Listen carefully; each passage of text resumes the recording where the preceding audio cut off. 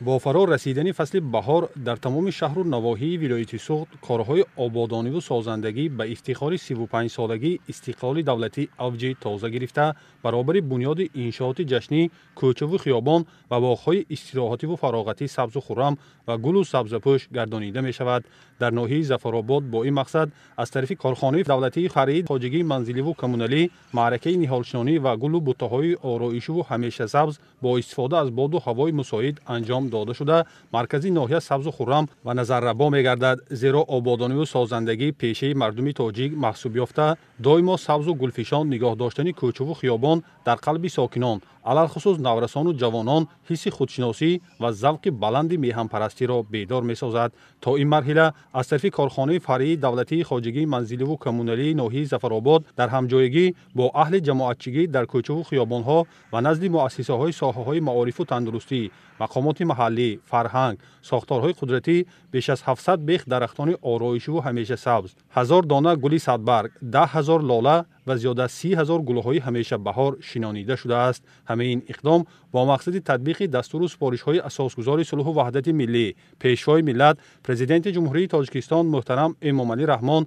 در سمت کارهای آبادانی و سازندگی انجام داده شده است. برابر این در گرمخانه خواجگی منزلی و کمونالی ناحیه پرورش زیاد از 30,000 عدد گل‌های تگیس، کشتن، کن براه مانده شده از طرف متخصصان با رعایت قاعده‌های اگرتکنیکی نگاهبین کرده می شود.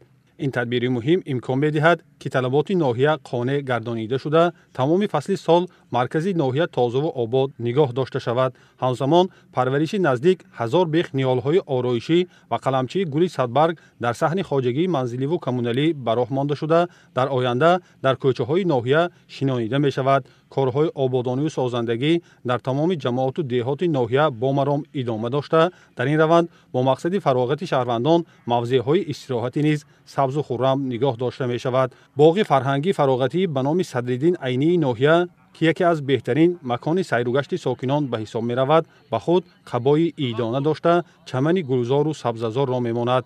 باغ مذکور پس از تجدید و نوسازی سال 2019 با اشتراک بی‌واسطه پیشوای ملت محترم امامعلی رحمان افتتاح گردیده به سیمای مرکزی ناحیه حسن دیگر را ضم نمود. حدود باغ در یک جایگی با میدان نشان دولتی 7.3 گکتار را تشکیل داده در خود مجسمه استاد صدرالدین عینی، آمفی‌تئاتر، بینای معموری، قهوه‌خانه، 3 ایوان، 60 نشستگاه، 5 فواره را جای داده و تمام حدود باغ چراغان گردانیده شده است. در موسم بهاری سال 2024 در حدود باغ مذکور تا این مرحله 300 عدد نهال‌های آرایشی و همیشه سبز، 10,000 گل‌های لاله، پتونیا، تگیس و 1000 عدد گل صدبرگ شنانیده شده نشستگاه و فواره‌ها تعمیر و رنگ‌وبار گردیدند. در باغ فرهنگی فراغتی به نام صدرالدین عینی زیاد از 20 نفر شهروندان به شغل دائمی فرا گرفته شده همه روزه برای آباد و نظرربا و سبز و گلپوش نگاه داشتن آن جهد و تلاش می‌ورزند.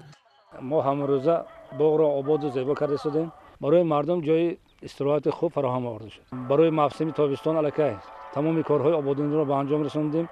رنگ و بار تمام نشستگاه‌ها به انجام رسید.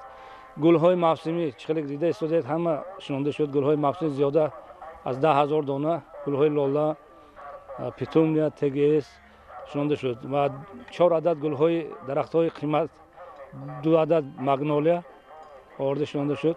کارهای آبادانی در اساس دستور سپارش‌های پیشوای معظم ملت است. آبادانی پیش از همه از جای مکان زیست جای کار آغاز میشد. ما در آینده کوشش میکنیم که باغ باز هم زیبا و آبادتر شود و برای مردم ناحیه خدمت کنیم. در ناحیه ظفرآباد به افتخار سنه‌های فرخنده و ملی از جمله 35 سالگی استقلال دولتی کارهای آبادانی و سازندگی همه‌روزه اوج تازه گرفته کل ساکنان عزم قوی دارند این سنه مقدس را با دستاوردهای ارزنده مهنتی و بنیاد سلسله انشاءات جشنی استقبال گیرند.